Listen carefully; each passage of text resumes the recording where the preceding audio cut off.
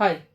நான் எவ்வளோ கஷ்டப்பட்டாலும் சரி, நான் எவ்வளோ பாடுபட்டாலும் சரி, என்னோட கஷ்டத்தை என் குழந்தைங்களுக்கு நான் காட்டாம தான் வளர்ப்பேன் அப்படின்றது ஒரு சிறந்த பேரண்டிங்கா, அதாவது நல்ல விதமான வளர்ப்பான்னு கேட்டால் சத்தியமா இல்ல.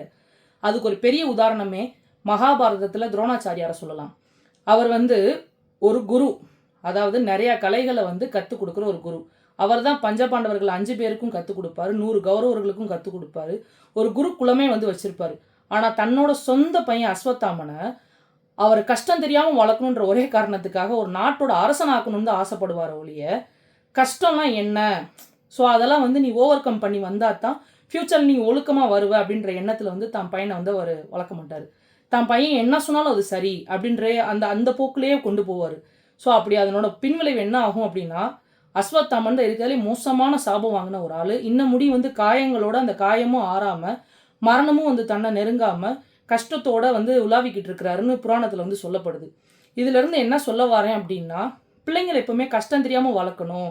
கஷ்டத்த கண்லயே காட்டக்கூடாது. வறுமைய கண்லயே காட்டக்கூடாதுன்னு தயவுசெய்து வளர்க்காதீங்க.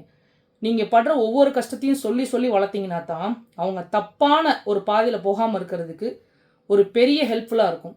ஸோ பிள்ளைங்கள கஷ்டம் தெரியாம வளர்க்கறது குட் பேரண்டிங் கிடையாது. நல்ல ஒழுக்கத்தோட வளர்க்கறது தான் good parenting. Have a happy day.